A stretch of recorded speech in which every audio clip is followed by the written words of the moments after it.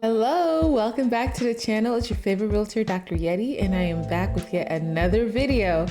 Today we're going to be talking about Graham Stephan's video, Trump announces 50-year mortgage, what you must know. First of all, this is my first time hearing this, and so I'm very curious to see what Trump has to say about the mortgage market and 50-year mortgages. I've heard of 30, I've even heard of 40 years.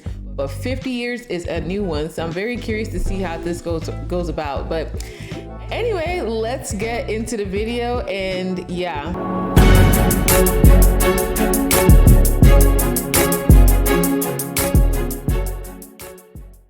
What's up, guys? It's Graham here. So this is absolutely crazy. Over the weekend, President Trump tweeted the idea of creating a 50-year mortgage as a way to help lower payments for people who want to buy a home. And I know I might get some pushback for saying this, but to me it's obvious. A 50-year mortgage is an absolute disaster waiting to happen, and no one should ever take that option. Ever. In fact, a 50-year mortgage is completely uncharted territory, and if one thing goes wrong, it could completely devastate both the housing market and the borrower. So let's talk about the actual math behind getting a 50-year mortgage, if and when it ever makes sense, and my own thoughts as someone who's been in real estate since 2008. Because I gotta say, most people have very little understanding with how this works and why it's a really, really bad idea. Although before we go into that, if you appreciate videos like this or refine doing that, here's a picture of a baby polar bear. So thanks so much, and also big thank you to Helium Mobile. The 30-year mortgage. For those unaware, this was initially created in the 1940s as a way to help finance the construction and sale of new homes after World War II. And then by the end of the 1950s, it was adopted throughout the entire market as a way to incentivize families to build long-term equity.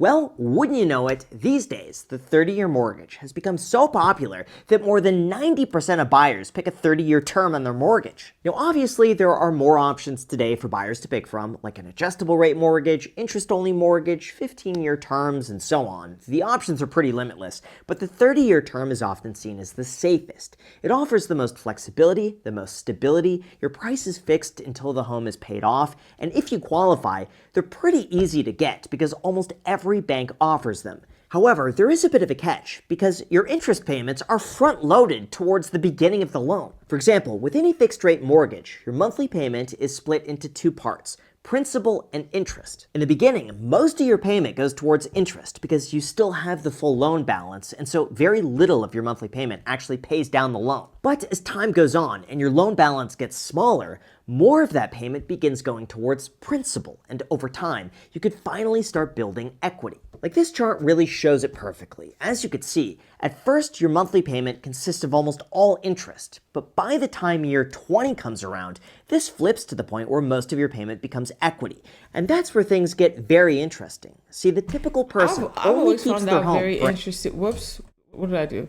I've always found that very interesting because I find that banks want to make their money in the front end. Like, they're going to make their money and they don't want to wait until 30 years is up before they make most of their money. So they're going to make a bulk of their money in the beginning of the 30-year term of your loan. And then afterwards, then you can worry about building equity, but they don't care about your equity. They care more about making their own money. So that's very interesting. And I always wondered how they came up with the number to calculate how they're going to make their profit early on before the loan term is up. An average of 12.3 years, meaning on a 30-year loan at 6% interest, they've barely begun to pay off their mortgage by the time they sell the home, get a new loan, and start the process over again. Even if they kept the home for the full 30 years, they will have paid $1.2 million to buy that $600,000 home 30 years earlier. So why don't more people go for the 15-year mortgage? When you look at a 15-year mortgage, you're going to notice that your monthly payments are significantly more expensive. And here is a real example of a $500,000 house, 6% interest, 20% down. If you pick a 30-year mortgage, your monthly payment's going to be about $2,400 a month, and a lender will qualify you for that payment if you make about $7,500 a month, or 3 times the mortgage payment. Pretty simple. However, if you get a 15-year mortgage, your monthly payment's going to be about $3,300 a month, which is going to require you to have an income of $10,000 a month in order to qualify. So what do most people do? That's right, they choose the lower priced option. It allows them to qualify with less income. It allows them to qualify for much more home. And So all I'm things guessing with the 50-year mortgage, they are going to qualify even more with lesser income, and they're going to be paying less in monthly mortgage payments. However, the bank is probably going to be making a lot more money from them. being And the interest rates are probably going to be higher than with the 30-year mortgage. equal, they would be able to increase their purchase price by 34%, which is a lot. Like, that's the difference between you buying a $500,000 home and a $670,000 home. And even though, That sure, is with interesting. That $500,000 home was a 3-bedroom, 1-bathroom, and 950 square feet, while the other one was like a 5-bedroom house. 15-year mortgage, much less of your payment is being eaten away by interest. For found the most worst people, the example. 30-year option offers more flexibility, it's easier to qualify for, they could get a bigger house, they have more options, and so they go for it. That's why most people think, oh, a 30-year mortgage is so much less money every single month than a 15-year mortgage, so a 50-year But it mortgage takes longer must to be pay off. even better, right? Welp, that is where most people are 100% wrong. So let's talk about the 50-year mortgage. Over the weekend, Trump tweeted a photo of President Roosevelt on the left, who helped standardize the 30-year mortgage, while on the right, Trump sits with a 50-year mortgage. Initially, my first reaction was, why on earth would this ever be a good idea? Because it makes mathematically zero sense. Well, you know what? Let me highlight this. If you guys watched my video from yesterday, Trump, well, it's probably going to be, I think I'm going to post this video on Monday. And then, so if you saw my video from Saturday, I was talking about the fact that Trump wants to make home housing more affordable. And this wasn't even included in the conversation. About Trump increasing it from 30 years to 50 years wasn't included in the conversation. This is not a bad idea personally to me, because I do think that if more people are able to afford it, even if it's a longer payoff time period, you can put more money into your principal, right? Even if you have 50 years to pay this mortgage off, you literally can start putting money into your principal every single month. So if your monthly mortgage payment is $1,200 a month, you can start paying $1,500 a month, and $300 out of that $1,500 can be going into your principal. So you're paying off your house a lot faster than with the 50 year, than over a course of 50 years, if that makes any sense. So it may not be wise in the long term if you just paid the bare minimum, but if you are able to pay more than the bare minimum every single month towards your monthly mortgage payments, that will definitely significantly decrease your length of time of how long the loan is going to be. Whatsoever.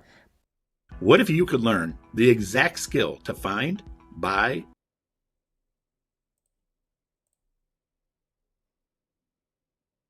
But surprisingly, people seem to be rather excited about it. Like, we already have 144-month car loans and buy now, pay later for Chipotle burritos, so why not extend that to a mortgage to hopefully lower your payments? Even the developer Pulte retweeted this by saying, "Thanks to President Trump, we are indeed working on the 50-year mortgage, a complete game changer," which, for those unaware, Pulte Homes is one of the largest national developers in the United States, having built nearly 1 million homes. So if they offer a 50-year mortgage term, people seem to be in favor of this because they think it'll help them lower their payments. I want to They hear think why, they could though. Why don't qualify you for like a it? bigger house, and they think it'll help keep the real estate market strong.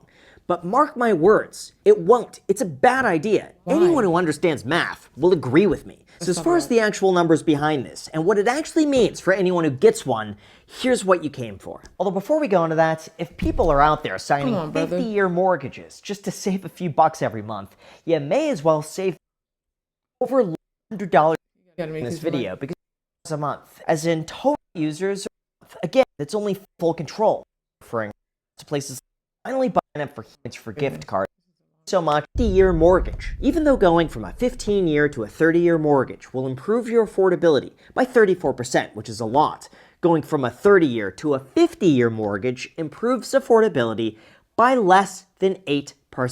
Yes, you heard that correctly. Getting a 50-year mortgage will make almost no difference whatsoever, except you're going to be taking on way more debt for your entire life. And if you don't believe me, here's some of the math. First of all, it's important to mention that overall, the longer of a loan term you get, the higher the interest rate is going to be because lenders want to be compensated for tying up capital for longer. Like right now, it's 6.125% if you want to get a 30-year fixed rate mortgage, but it's only 5.375% if you want to get a 15-year. So I promise, with a 50-year mortgage, you'll wind up paying closer to 7% because there's significantly more. Brother. Come on. Let's go back to looking at the difference.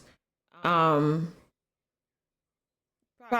not 7%, right? This is about 0.8%, 0.7.8% higher.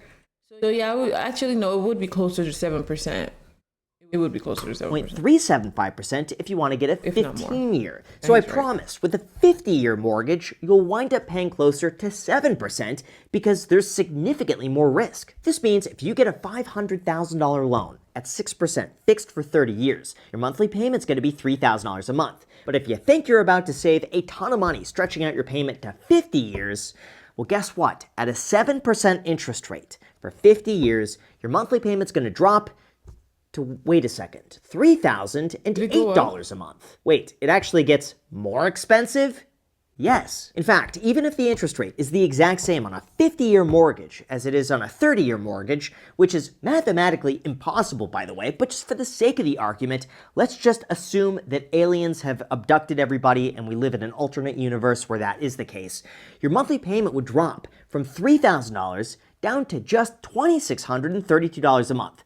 To put that into perspective, that's basically the equivalent of you saving 10% on your mortgage or being able to qualify for a home that costs 10% more. That is it. I mean, $2,600 and $3,000, that's a $400 difference. Maybe to him it may not be that different, but $400 is a significant number. It may not be a significant difference percentage-wise, right? And also, I'm sure that they have when they increase the term to 50 years, I'm sure they're not just going to leave it at that. Of course, they would increase the interest rate, but they may be also doing things on the back end to make it lower monthly payments. So, but I will say, based on what he's saying, $400 is pretty significant. I'm not gonna lie. That's nearly doubling the time it takes to pay off the loan in the first place. And like I said, the realistic savings would be pretty much non-existent because there is no way that they could offer a 50-year mortgage term at the same rate as a 30-year mortgage term unless it's subsidized by the government or it's just baked into the purchase price. And if they do that, we're all going to end up paying for it in the form of higher prices and probably higher taxes. Not to mention, there is another concern with all of this, and that would be investors. Here's the part that nobody talks about. 30-year mortgages are only viable because most people keep their home for about 10 years, and then they sell their home, the loan gets paid back, and then they start the process over again. That is why mortgage rates are so heavily tied to the 10-year treasury yield. Essentially, the two are interchangeable. So when mortgages are bundled together and sold on the secondary market, it gives investors a stable return that they could count on, and it provides more liquidity back into the markets immediately to go and issue more loans. On the other hand, a 50-year loan holds a massive risk to whoever buys and holds on to that loan. Yeah, but remember, if you guys remember, the conversation that we had yesterday on Saturday, Trump is funding. He's planning to fund FHA. The Fannie Mae and Freddie Mac, so they can buy more loans up. So I understand what he's saying in terms of banks in the secondary housing market not wanting to buy that. And if you guys haven't seen the video on Saturday, you should go ahead and watch it. The secondary housing market is basically, they bundle up your mortgage with a bunch of other people's mortgages, and then they sell it to people like other lenders, right? Fannie Mae and Freddie Mac will buy up those bundles, right? And it's called mortgage-backed securities. And so your mortgage is in a mix with a bunch of other mortgages, and they buy it up. And long story short, so he's saying that no one is going to want to buy the mortgage and it's going to be a higher risk for the lender. But if Trump makes it a standard thing, right, a 50-year mortgage being a standard, I guarantee you they're not just going to make it a standard and no one is going to be able to buy the mortgages, right? Like I said, he is funding Fannie Mae and Freddie Mac. They're going to buy it up. So, wow, this is a very creepy scene to pause at. Why? Well, here's the math. If you buy a $550,000 home, you put 10% down and you get a 50-year loan, and then you sell your house 12 years later. Because most of your mortgage payment is front-loaded with interest, by the time you go and sell it, you've paid off just $32,000 worth of principal. This means if your home doesn't meaningfully go up in value and you sell for the same price that you paid for it, subtract 6% for closing costs, subtract what you have remaining on your loan, and all of a sudden, you've now got less than you put down to buy the property, all for the risk of owning a property in the first place. Now, even though the reality of your home being worth less 12 years from now is unlikely, it does create a very dangerous scenario where if the market goes down by any amount, you're quickly going to be underwater on your loan. And in the event you can't get more than what you paid for it, you're quickly going to be left with nothing to show for it even after holding your home for more than a decade. This is why lenders inherently need to charge more interest up front, because the loan is riskier, and it's riskier for the buyer to lose money on the deal. In fact, it's also a double negative for banks, because if they give a 50-year loan and interest rates go down, the buyer just refinances. But if interest rates rise, now the bank is stuck with a low-yielding investment for many, many, many decades, and they're going to lose a lot of money on that. That's why, feasibly, a 50-year mortgage just doesn't make any sense for anybody. Not the banks, not the borrower, not the investor. The reason a 15 to 30-year mortgage works so well is because that increases affordability by 34%. But once you go beyond 30 years, there are diminishing returns, and the net benefit for going from 30 to 50 years just isn't there. It's not practical. Not to mention, banks probably don't want to issue loans that you're not going to be alive for by the time you should be paying it off. Unless, of course, it's subsidized for the government or baked into the selling price, at which point, again, we got bigger problems. Plus, on top of all of that, by law, a qualified mortgage is not allowed to exceed a 30-year term. These qualified mortgages are very important because it gives the lender recourse in the event the borrower defaults on their loan.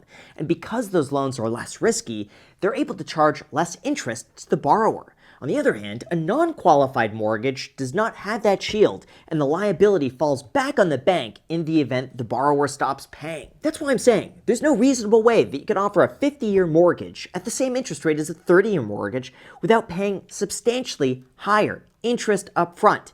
It just doesn't make any sense, and at that point, it completely defeats the purpose to begin with, because if you pay more than like 10% higher than you would with a 30-year, you start paying more on the 50 than you would with the 30, even though you're reducing the payments because you pay more interest. It doesn't make any sense. Like, if you want my take on this, if this actually has any chance of passing, it's probably going to be a very specific loan product, issued most likely by developers who could just bake it into the higher purchase price. It is going to be issued on a case-by-case basis, and it's going to require completely changing housing laws to enact mortgage protections on banks. Not to mention, it would need to be assumable by people who want to keep the house in the family, because otherwise you have people taking on 50-year loans just so their kids could keep paying off the loan, and then eventually the kids die and the grandkids hopefully inherit a paid-off house 100 years later. To me, all of this is just a bit of a gimmick. Like,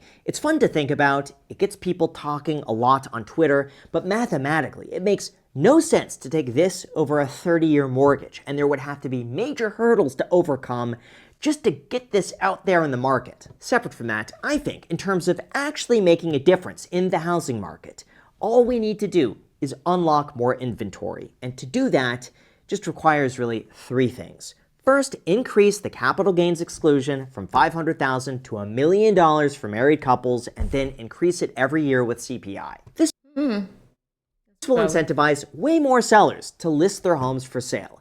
And that would have been the inflation-adjusted amount anyway from the $500,000 that was enacted back in the 1990s. Second, they should also allow you to take your existing mortgage with you and apply it to the next home, assuming you're trading up on a primary residence. And this would also unlock a lot of lower-priced inventory. That's valid.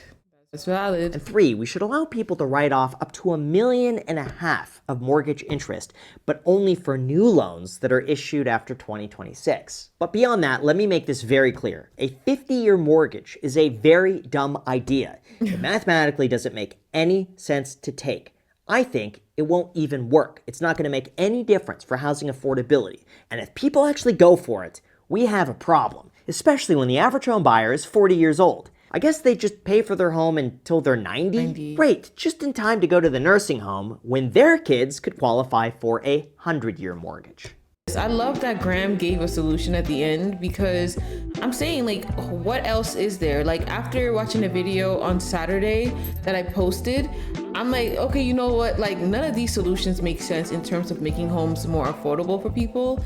However, I don't have a solution, right? And the things that Graham said at the end, I'm not gonna lie, like, it makes a lot of sense. I think he talked about making the loan transferable, a few other things. I can't remember exactly what he said, but I would have to really sit down and watch this video again, because he did give really good a really good idea for a resolution for how to make homes more affordable.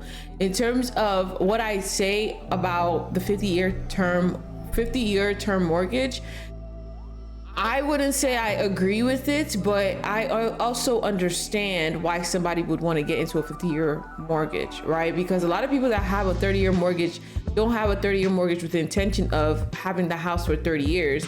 They have the intention of either selling it or paying that house off before that 30 years is up, right? So some people don't necessarily have that entire 30 years to pay off that mortgage. They pay it sooner than that. If you go on my TikTok, I had a whole live stream talking with a lady who paid off her mortgage in 4 years. She had 4 kids and she's married, and she was able to pay off her mortgage in a short period of time. So it's possible, right? She had a 30-year mortgage and she paid it off in 4 years. So I say all of this to say, there are options out there. If you want to do the 50-year mortgage, it may be cheaper payments. That doesn't mean you have to stick with this cheaper payments. You should be paying more into it if you can, so that you can pay off your mortgage sooner. So I don't know. Let me know what you guys think about this 50-year mortgage. Let me know if you think that it is detrimental. Let me know because a lot of things are happening in the real estate market. You have to be strategic about it. A lot of it is not beneficial for people, but if you are strategic with it, you will be able to thrive in this industry. So let me know what your thoughts are in the comments, and I will, don't forget to like, don't forget to subscribe, and share this video with whoever you think would appreciate it. But thanks for watching. I'll see you in the next one. Bye.